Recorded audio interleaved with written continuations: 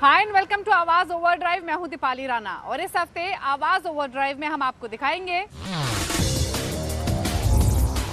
BMW की electric sedan car i4 की test drive, कीवे की वेस्टे 300 स्कूटर का रिव्यू, बारिश में अपनी कार का कैसे रखे ख्याल,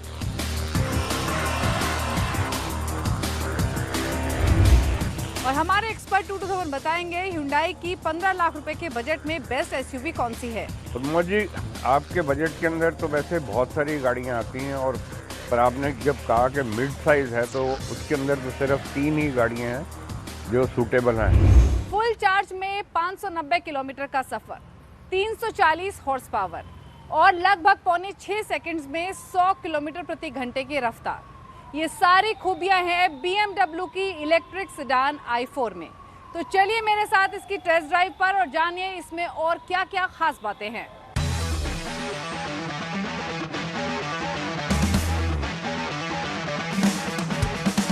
इंडिया में इलेक्ट्रिक व्हीकल मार्केट तेजी से एक्सपैंड कर रहा है और सिर्फ अफोर्डेबल कार्स ही नहीं बल्कि लग्जरी कार्स भी अब EV ऑफरिंग्स के तौर पर भारतीय बाजार में अपने कदम रख रही हैं।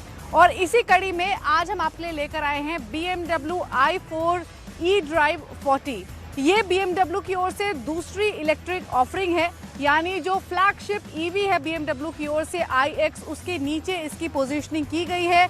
इसका प्राइस टैग है 70 लाख रुपए का। लेकिन बात करें इसकी रेंज की तो ये इंडिया में मौजूद अब तक की जो EVs है उसमें सबसे ज्यादा रेंज वाली गाड़ी है, क्योंकि इसमें 590 किलोमीटर्स की रेंज कंपनी क्लेम करती है। हालांकि पहले हम इसके लुक्स की बात करेंगे, फीचर्स की बात करेंगे और उसके बाद इसकी ड्राइविंग कैपेबिलिटीज आपको बताएंगे। लुक एंड फील की बात करें तो इसका डिजाइन अट्रैक्टिव है, ये लो स्लंग है और इसके एरोडायनामिक्स अगर आप देखेंगे, इसकी शेप देखेंगे, इसकी विड्थ देखेंगे तो वो इसको एक अट्रैक्टिव लुक लेंड करती है। हालांकि अगर आप IC काउंटर पार्ट से कंपेयर करेंगे तो बहुत अलग आपको ये गाड़ी लुक्स के मामले में दिखाई नहीं देगी। हालांकि कुछ छोटे छोटे ऐसे एलिमेंट्स हैं, अगर उन पर आप गौर करेंगे तो ये नोटिस करेंगे कि ये EV है। जैसे कि फ्रंट में आपको जो किडनी ग्रिल है वो क्लोज्ड किडनी ग्रिल है, लेकिन नीचे आपको एयर फ्लैप्स जरूर यहाँ पर दिखाई देंगे। यहाँ ये आपको एरोडायनामिक्स दिख रहे हैं, ये आई की बैजिंग दिख रही है जहाँ पर एक ब्लू एलिमेंट इसमें आपको दिखाई देगा। फ्रंट में आपको कैमरा, सेंसर्स, रेडार्स तो दिए ही गए हैं। साइड प्रोफाइल भी देखेंगे तो इसका अट्रैक्टिव है, आपको फ्लश डोर हैंडल्स इसमें मिल रहे हैं, फ्रेमलेस डोर्स इसमें दिए गए हैं। 17 इंच के अलॉय व्हील्स तो इसमें एज स्टैंडर्ड आ रहे हैं, लेकिन आप इसे कस्टमाइज भी कर सकते हैं 18 से 19 इंच के अलॉय व्हील्स के साथ। सिमिलरली अगर आप इसके रेयर प्रोफाइल को भी देखेंगे तो वहां आपको eDrive 40 की बैजिंग मिलेगी, i4 की बैजिंग मिलेगी, जहां पर ब्लू एक्सेंट्स दिए गए हैं। तो लुक्स इसके डिस्टिंक्टिव है, रोड पर इसकी अपनी एक अलग प्रेजेंस है।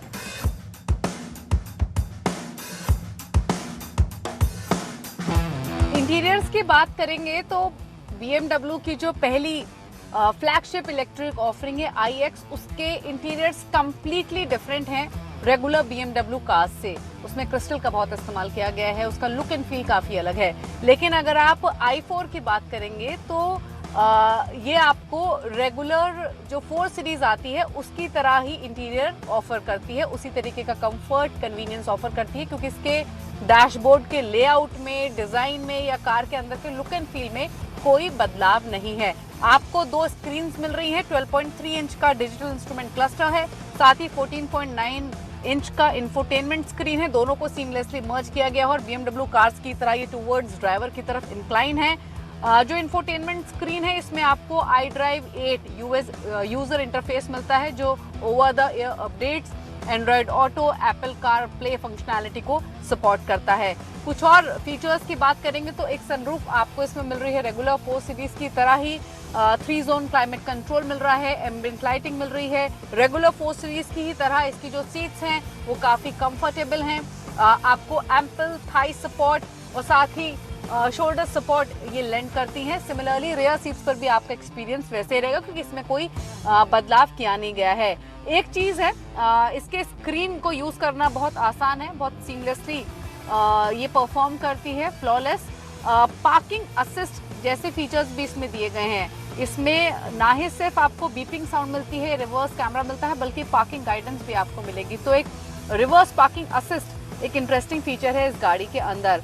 साथ ही अगर सेफ्टी की बात भी करेंगे तो again same list of safety features आपको इसमें मिलेंगे जो रेगुलर 4 सीरीज में मौजूद हैं।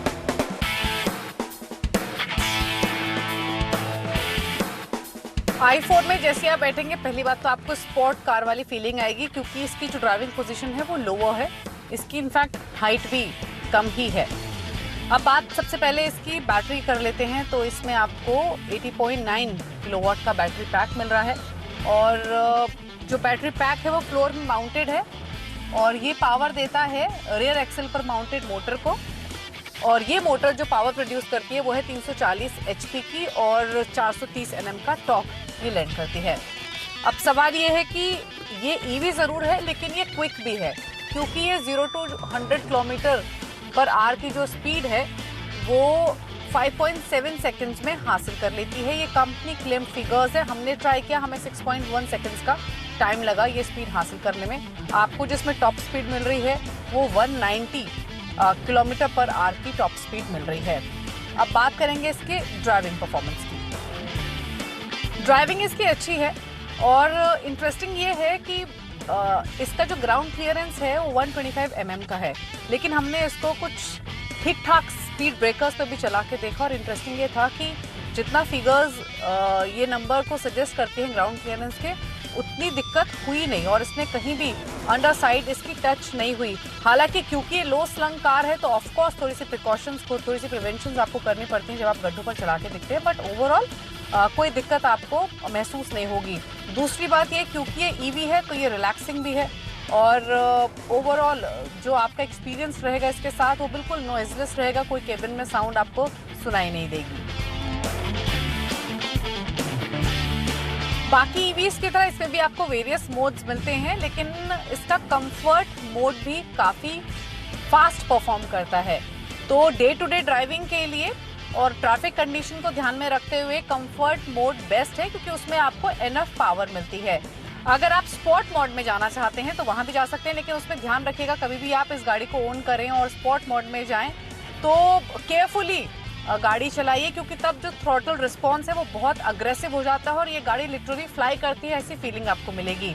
लेकिन इसका कंफर्ट मोड अच्छा है। इसके अलावा इनफैक्ट जो इसका ड्राइविंग एक्सपीरियंस ओवरऑल रहा वो आपको किसी दूसरी BMW IC फास्ट कार्स की तरह ही दिखाई देगा, फिर चाहे वो इसका स्टीयरिंग का रिस्पॉन्स हो या फिर इसका ब्रेकिंग की ही बात क्यों ना हो। इसका ब्रेकिंग भी काफी स्ट्रॉन्ग है, इसके जो पैडल्स है वो काफी लाइट है। इस इलेक्ट्रिक गाड़ी में कंपनी तो क्लेम करती है 590 किलोमीटर की रेंज, लेकिन डे टू डे ड्राइव में कंफर्ट मोड में अगर आप इसे चलाते हैं तो आप 430 से 450 किलोमीटर की रेंज इजीली एक्सपेक्ट कर सकते हैं। अब बात करें चार्जिंग की, तो कंपनी तो ये भी क्लेम करती है कि ये 203 किलोवाट की हाई स्पीड से भी फास्ट चार्ज हो सकती है, जिसका मतलब ये हुआ कि 164 किलोमीटर डिस्टेंस के लिए ये सिर्फ 10 मिनट्स लेगी चार्ज होने में। हालांकि आप ट्रेडिशनल वॉल बॉक्स चार्जर से भी इसको चार्ज कर सकते हैं, उसमें वही आपको 0 to 100 किलोमीटर 0 to 100% चार्ज करने के लिए 8 से 8.5 घंटे का समय लगेगा 11 किलोवाट का चार्जर अगर आप इस्तेमाल करते हैं। तो i4 का कोई डायरेक्ट राइवल तो नहीं है, 70 लाख के प्राइस टैग के साथ ही आती है। iX से कंपेयर करेंगे तो 46 लाख रुपए ये महंगी है, लेकिन इस प्राइस रेंज के साथ एक EV ऑफरिंग के तौर पर कंसीडरिंग कि इसमें कंफर्ट फीचर्स अच्छे हैं, इसकी ड्राइविंग अच्छी है और ओवरऑल इसकी परफॉर्मेंस भी काफ़ी इम्प्रेसिव है, इन सब बातों को ध्यान में रखते हुए i4 एक डिसेंट चॉइस हो सकती है। तो अगर आप लग्जरी इलेक्ट्रिक सेडान खरीदने की सोच रहे हैं तो BMW i4 को अपनी लिस्ट में जरूर रखिए, क्योंकि 70 लाख रुपए के बजट में ये एक बेहतरीन ऑप्शन है। वक्त हो गया एक ब्रेक का। ब्रेक के उस पार आपको दिखाएंगे कीवे के मैक्सी स्कूटर VST 300 का रिव्यू।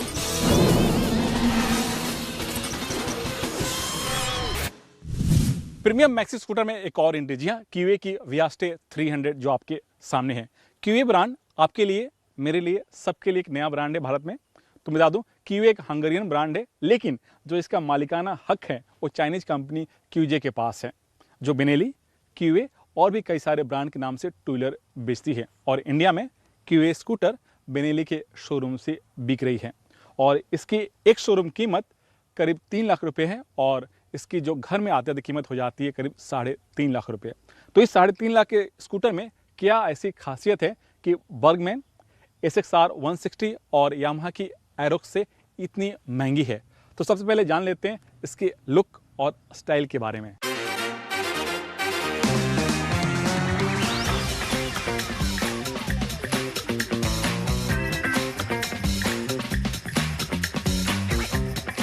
लुक की बात करें तो इसे स्लीक और एरोडायनामिक बनाया गया है। फ्रंट का जो हिस्सा है वो थोड़ा सा वाइडर है, जबकि जो रियर हिस्सा है उसे थोड़ा सा नैरो रखा गया है और इसके बॉडी के ऊपर आपको शार्प कट लाइन मिल जाएंगे। कहीं भी आपको राउंड शेप में आपको इसका डिजाइन नहीं मिलेगा। फ्रंट में आपको 2 इस साइड 2 इस साइड आपको LED प्रोजेक्टर हेडलैम्प दिया गया और ठीक उसके ऊपरी हिस्से में आपको DRL दिया गया जो काफ़ी दिखने में खूबसूरत लगता है।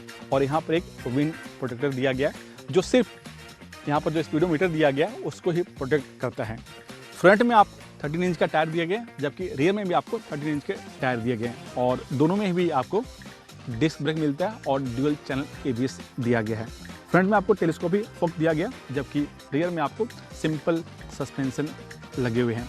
जो हैंडल बार है उसे थोड़ा सा बाइक की तरह वाइड रखा गया है और जो सीट देख रहे हैं वो काफ़ी लंबा रखा गया। 2 लोग आराम से इसे बैठकर सफ़र कर सकते हैं और जो राइडर के लिए जो यहाँ पर डिज़ाइन दिया गया है काफ़ी खूबसूरत है और कंफर्टेबल भी है। और जो इसका हाइट है नीचे से ऊपर सीट का वो है 770 mm और जो इसका ग्राउंड क्लियरेंस है वो है 130 mm, यानी ग्राउंड क्लियरेंस के मामले में ये थोड़ी सी डाउन है, थोड़ा सा और इसे ज़्यादा होना चाहिए था। और जो ये बीच का पोर्शन देख रहे हैं यहाँ पर फ्यूल टैंक दिया गया है और इसकी कैपेसिटी है 12 लीटर। जो रियर का हिस्सा है उसे सिंपल और सोफा रखा गया है। इसके अंदर ही आपको ब्लिंकर दिया गया, इसके अंदर ही टेल लाइट लगाया गया और आपको टर्न इंडिकेटर दिया गया है। और जो यहाँ पर आप देख रहे हैं ग्रैब रेल ये काफ़ी स्टडी है और ये एल्युमिनियम का बना हुआ है। इस कीवे वियास्टे 300 में 2 बड़ी खासियत है। पहली चीज़ है कि इसमें डिजिटल की दिया गया। जी हाँ, ये डिजिटल की है जिसके सहारे आप गाड़ी को लॉक अनलॉक कर सकते हैं और पार्किंग के दौरान फाइंड कर सकते हैं। दूसरी जो खासियत है कि इसके हैंडल ग्रिप में आपको हीटेड हैंडल ग्रिप दिया गया है।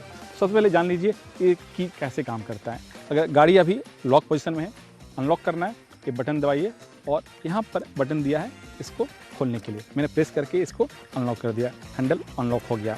इसमें 2 और बटन दिए गए हैं, सीट और फ्यूल। अगर आपको सीट खोलना है तो इसको प्रेस करके बीच पोर्शन में लाइए और सीट के बटन को दबाइए तो ये सीट खुल जाता है। दूसरा, फ्यूल टैंक खोलना है तो फ्यूल बटन दबाया, यहाँ पर फ्यूल फिलर कैप खुल जाता है और फ्यूल टैंक की जो कैपेसिटी है करीब 12 लीटर। आपको बाइक स्टार्ट करना है स्कूटर को तो आप इस मोड में डालिए, यहाँ बटन दबाइए और इसको स्टार्ट मोड में डालिए और ब्रेक दबा करके आप यहाँ पर इसको स्टार्ट कीजिए, ये स्टार्ट हो जाता है। ये आपका स्कूटर स्टार्ट हो गया। बंद करना है, यहाँ पर किल स्विच दिया गया, सारे आप स्कूटर को ऐसे करके बंद कर सकते हैं।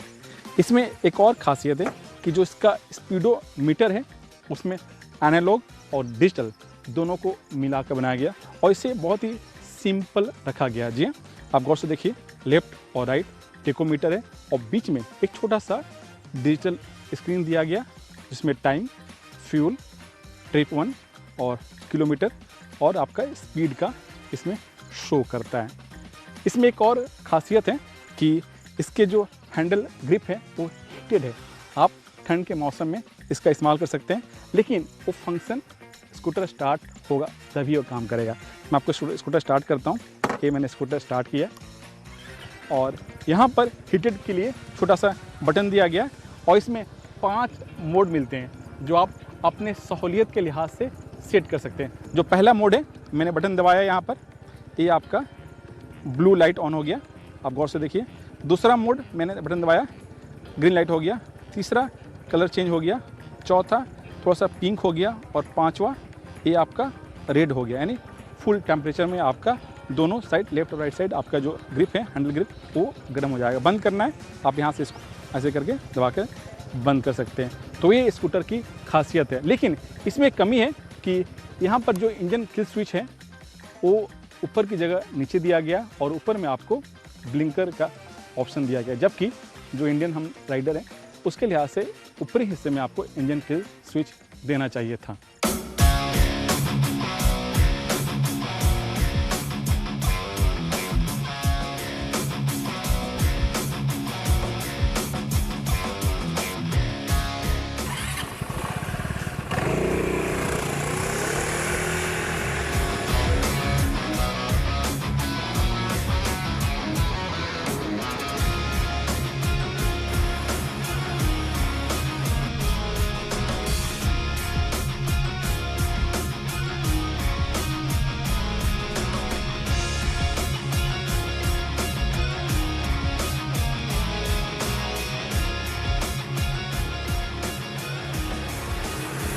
इंजन की बात करें तो इसमें 278 सीसी का लिक्विड कूल इंजन लगा, जिसका पावर आउटपुट है 18.7 bhp, टॉर्क 22 न्यूटन मीटर, वो भी 6000 आरपीएम पर, और इंजन बेल्ट ड्राइव के सहारे काम करता है। इंजन ज़्यादा गर्म ना हो इसके लिए ठीक बॉडी के ठीक सामने निचले हिस्से में एक छोटा सा रेडिएटर दिया गया है।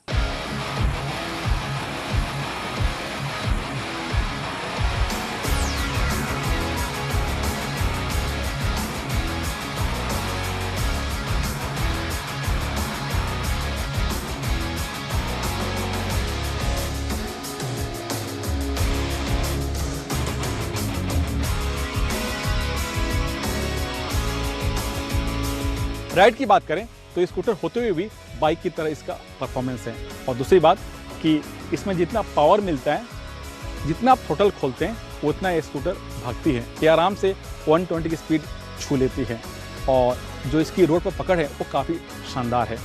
ब्रेकिंग सिस्टम, जी हाँ, वो भी काफ़ी बेहतर है। जहाँ पर भी आप ब्रेक लगाते हैं ये आराम से रुकती है, क्योंकि फ्रंट और रियर दोनों में आपको डिस्क ब्रेक दिया गया, और दोनों में ही आपको ड्यूल चैनल ABS दिया गया है।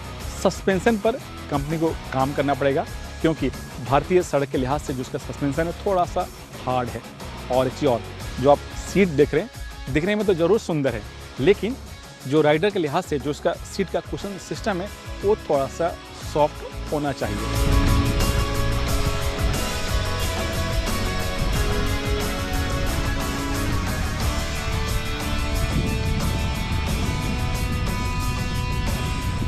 माइलेज की बात करें तो माइलेज इसका थोड़ा सा और बेहतर होना चाहिए था, क्योंकि जो मुझे माइलेज मिला वो 28 से 30 के आसपास।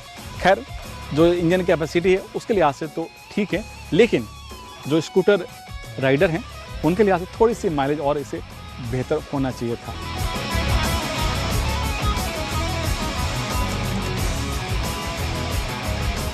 अब सवाल उठता है कि क्या 3.5 लाख के बजट में इस स्कूटर को लेना चाहिए या नहीं। तो मैं बता दूं कि अगर आपको परफॉर्मेंस चाहिए, अगर आपको पावर चाहिए, अगर आपको फीचर्स चाहिए, तो उसके लिहाज से तो 3.5 लाख के बजट में QA का VST 300 काफ़ी बेस्ट मैक्स स्कूटर है। लेकिन ध्यान रखें कि आपके शहर में बेनेली का शोरूम होना चाहिए। बारिश के मौसम में अगर आप कुछ खास बातों का ख्याल रखेंगे तो ना ही सिर्फ अपनी कार की लाइफ बढ़ा सकते हैं, बल्कि मेंटेनेंस पर आपका खर्चा भी कम हो सकता है। तो आज टिप ऑफ द वीक में हम आपको कुछ ऐसी खास बातें बताएंगे जिनका ध्यान रखकर बारिश के मौसम में आप अपनी कार को एकदम फिट रख सकते हैं। चेक इंजन साइन को नजरअंदाज ना करें। स्पीडोमीटर पर अलर्ट साइन आए या वार्निंग लाइट दिखे तो उसे नजरअंदाज ना करें। तुरंत अपने सर्विस सेंटर में कॉल करके उसकी जानकारी लें और जल्द ठीक करवा लें। ऐसा नहीं करने पर गाड़ी का ब्रेकडाउन हो सकता है। इंजन ठंडा रहे इसके लिए रेडिएटर में कूलेंट की मात्रा सही होनी चाहिए। साथ ही हर 2 या 3 दिन में कार में वाटर कूलेंट की जांच करते रहें। टायर को सही कंडीशन में रखें। गाड़ी की परफॉर्मेंस और सेफ्टी टायर पर भी निर्भर रहती है, इसलिए जरूरी है कि टायर की कंडीशन सही हो, यानी टायर में ग्रिप होना बहुत जरूरी है। साथ ही टायर 5-6 साल से ज्यादा पुराना ना हो, इस बात का भी ध्यान रखें। टायर ज्यादा पुराना होने से फटने या बार बार पंचर होने का खतरा बना रहता है। तय समय पर सर्विस जरूर करवाएं। कंपनी द्वारा दिए गए समय पर गाड़ी की सर्विस करवानी चाहिए। तय समय पर सर्विस ना करवाने से गाड़ी में खराबी आने का खतरा बना रहता है। साथ ही समय पर सर्विस नहीं करवाने से गाड़ी की वारंटी भी खत्म हो जाती है। गाड़ी को हमेशा साफ रखें। गाड़ी के इंटीरियर और एक्सटीरियर को हमेशा साफ रखें। इंटीरियर में कुछ पार्ट्स को साफ रखना जरूरी है, जैसे एसी वेंट, सीट और मैट। एक्सटीरियर साफ रहने से बॉडी के ऊपर या निचले हिस्से में जंग नहीं लगता, साथ ही पेंट की लाइफ भी बढ़ जाती है। स्पार्क प्लग गाड़ी का छोटा हिस्सा है लेकिन अहम हिस्सा है। इन्हें एक तय वक्त पर रिप्लेस करवाना जरूरी हो जाता है। इसकी समय लिमिट क्रॉस करने के बाद अगर आप इन्हें नहीं बदलवाते तो आपकी गाड़ी एमिशन टेस्ट में फेल हो सकती है। फ्यूल और एयर फिल्टर की जांच कराते रहें। गाड़ी की परफॉर्मेंस सही रहे, साथ ही गाड़ी रास्ते में ब्रेक डाउन ना हो, इसके लिए जरूरी हो जाता है कि कंपनी द्वारा दी गई समय सीमा में फ्लूइड और एयर फिल्टर बदलवा लें। साथ ही समय समय पर एसी फिल्टर को भी बदलवाते रहें। आवाज ओवरड्राइव में वक्त हो गया है ब्रेक का। ब्रेक के उस पार मशहूर ऑटो एक्सपर्ट टूटू धवन आपको बताएंगे कि 15 लाख रुपए के बजट में बेस्ट एसयूवी कौन सी है।